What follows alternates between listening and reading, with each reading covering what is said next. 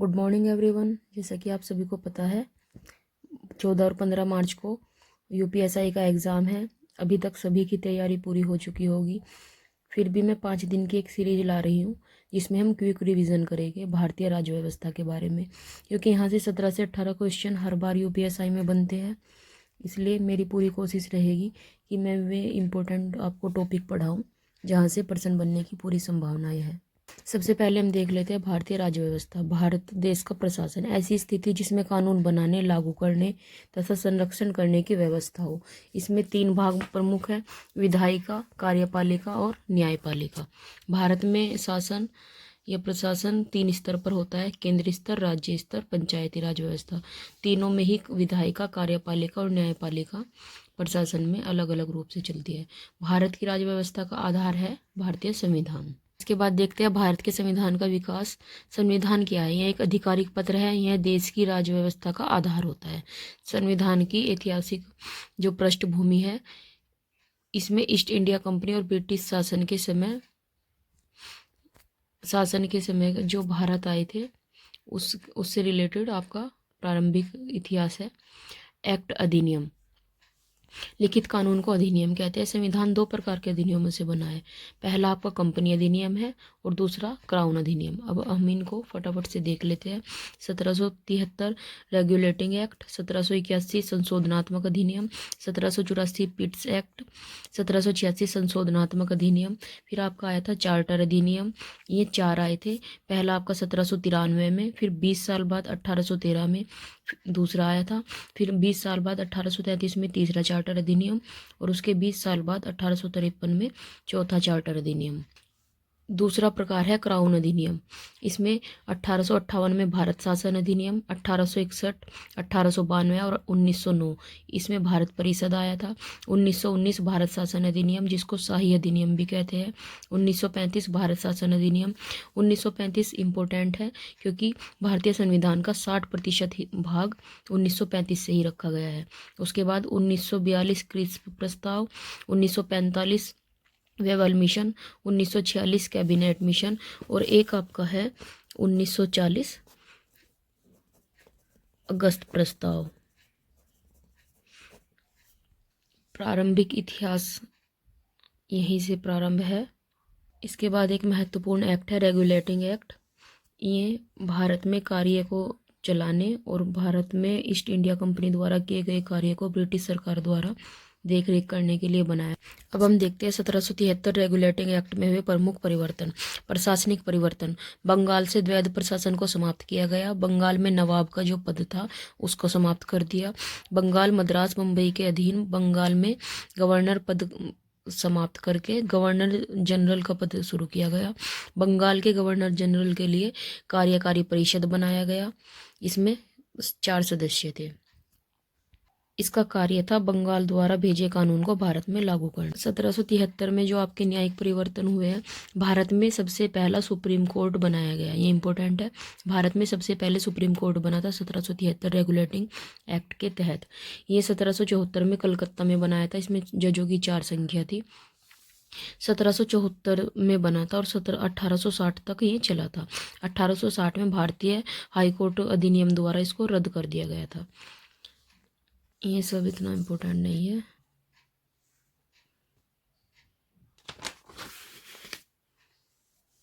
इसके बाद देख लेते हैं चार्ल्स कॉर्नवालिस के बारे में।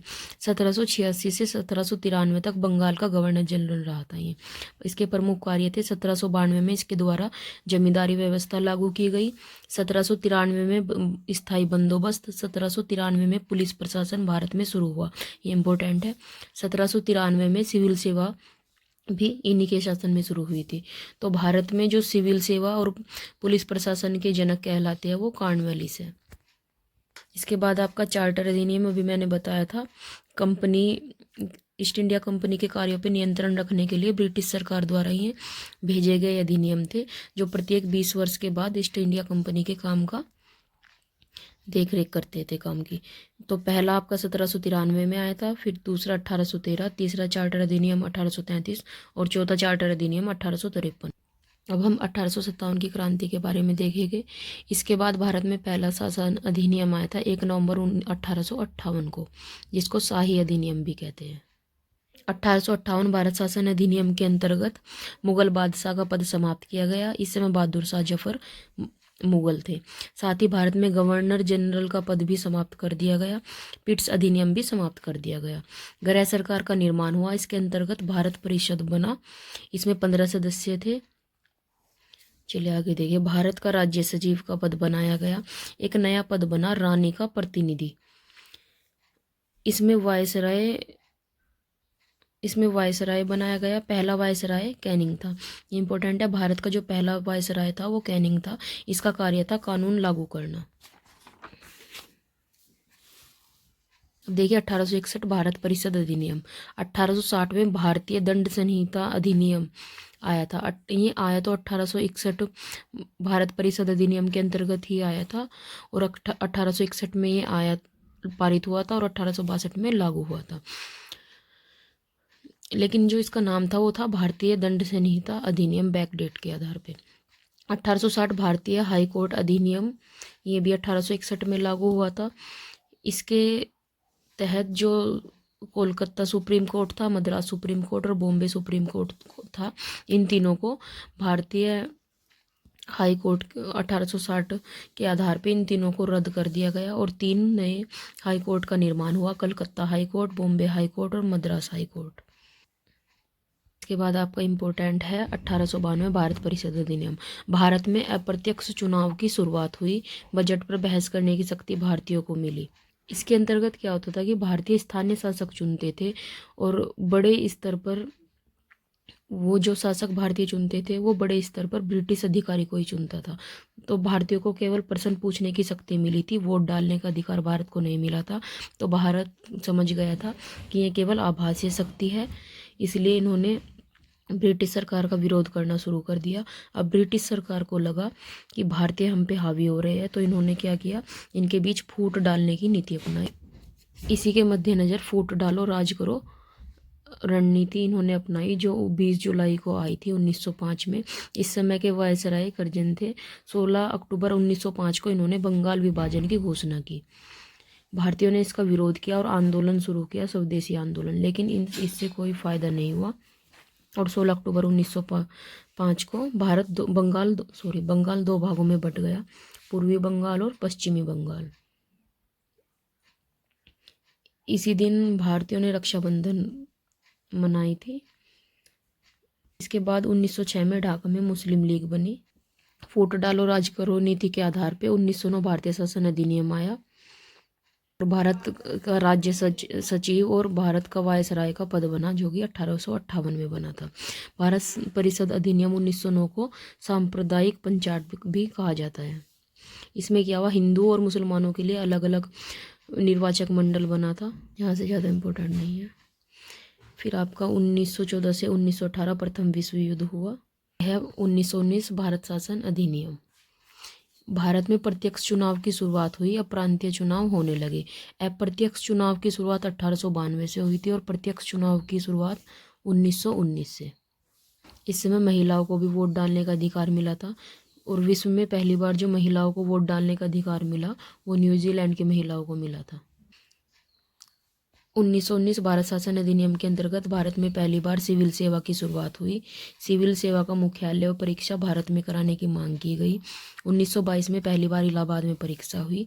एक ली कमेटी बनाई गई 1923 में, जिसकी रिपोर्ट 1924 में आई, जिसके आधार पर 1926 में दिल्ली में PSC लोक सेवा आयोग बना। भारत में द्विसदन शासन प्रारंभ हुआ। इसके एक भाग था राज्य परिषद और दूसरा विधान परिषद। 30 अक्टूबर 1928 साइमन कमीशन लाहौर आगमन। लाहौर रेलवे स्टेशन पे लाला लाजपत राय और लाहौर कॉलेज के छात्रों ने इसका विरोध किया। साइमन कमीशन इस समय भारत आ रहा था। ब्रिटिश प्रशासन ने लाठीचार्ज के आदेश दिए। पंजाब केसरी लाला लाजपत राय लाठीचार्ज में घायल हो गए और नवंबर 1928 में इनकी मृत्यु हो गई। यहाँ से भारतीयों ने इनकी मृत्यु का बदला लेने की घोषणा की और इन छात्रों में जो लाहौर कॉलेज के छात्र थे, भगत सिंह भी शामिल थे। विरोध बढ़ गया था, जिसके मद्देनजर भारत के राज्य सचिव बर्किन हेड ने भारतीयों की मांग पूछी, जिसके प्रति उत्तर में 1928 में मोतीलाल नेहरू ने नेहरू रिपोर्ट पेश की। नेहरू रिपोर्ट को ब्लूप्रिंट ऑफ इंडिया कॉन्स्टिट्यूशन कहते हैं। इसमें 2000 पेज थे और पहली बार भारत में किसी ने 19 मौलिक अधिकार की मांग की थी। इससे पहले मौलिक अधिकार की मांग नहीं की गई थी। लेकिन जिन्ना ने इसे नेहरू रिपोर्ट को भारत का हिंदू संविधान कहा और 1929 में जिन्ना ने 14 बिंदुओं का एक रिपोर्ट जारी की। साइमन कमीशन ने भी अपनी 1929 में अपनी एक रिपोर्ट जारी की। तीनों रिपोर्ट को मिलाया गया। मोतीलाल नेहरू की 1928 की रिपोर्ट, 1929 जिन्ना रिपोर्ट और 1929 साइमन रिपोर्ट। इन तीनों के आधार पर एक समिति का गठन हुआ। गोलमेल सम्मेलन का गठन हुआ। 1930 में पहला गोलमेल सम्मेलन हुआ, 31 में दूसरा और 32 में तीसरा। और इन तीनों की रिपोर्ट 1933 में आई, जिसके आधार पर 1935 भारत शासन अधिनियम प्रारंभ हुआ। अब है आपका 1935 भारत शासन अधिनियम, मोस्ट इम्पोर्टेंट। भारत शासन अधिनियम ये अब तक का सबसे बड़ा अधिनियम था। इसमें 321 अनुच्छेद, 14 भाग और 10 अनुसूची थी। इसके प्रमुख बिंदु थे: प्रांतों में द्वैध शासन समाप्त किए गए, केंद्र में द्वैध शासन प्रारंभ किए गए, प्रांतों में एकीकृत स्वायत्तता शुरू हुई, म्यांमार बर्मा को भारत से अलग कर दिया गया। 1934 आरबीआई एक्ट आया, जिसके आधार पर 1 अप्रैल 1935 को आरबीआई की स्थापना हुई।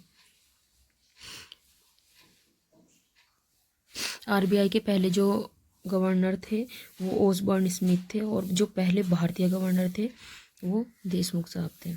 1935 में पीएससी को एफपीएससी बनाया गया। 1935 के आधार पर 1937 में फेडरल कोर्ट संघीय न्यायालय बना, जिसको बाद में 26 जनवरी 1950 में इसे सुप्रीम कोर्ट के रूप में जाना गया और 28 जनवरी 1950 से यहाँ कार्य प्रारंभ हुआ। अब देखिए 1939 से 1945 में द्वितीय विश्व युद्ध हुआ।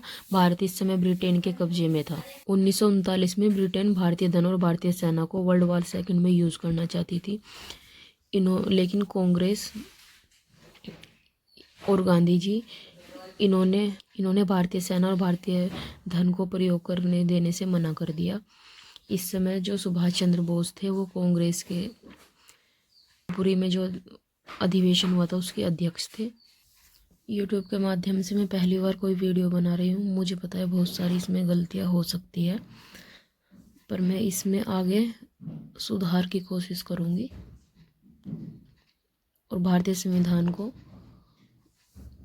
लगभग 5 क्लासों में कंप्लीट करने की पूरी कोशिश करूंगी।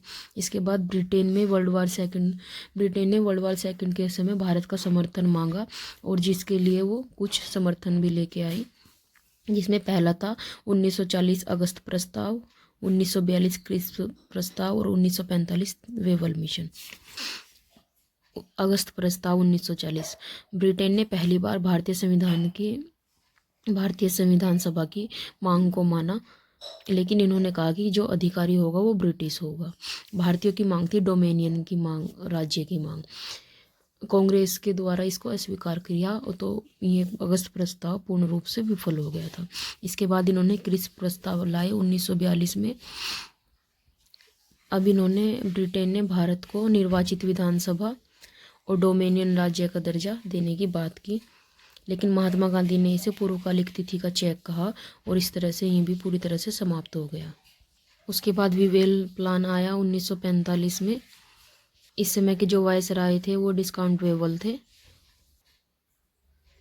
इसमें ब्रिटेन ने भारत में भारतीयों की अंतरिम सरकार का गठन करने का प्रस्ताव किया, लेकिन मुस्लिम लीग ने इसका विरोध किया तो यह भी विफल हो गया।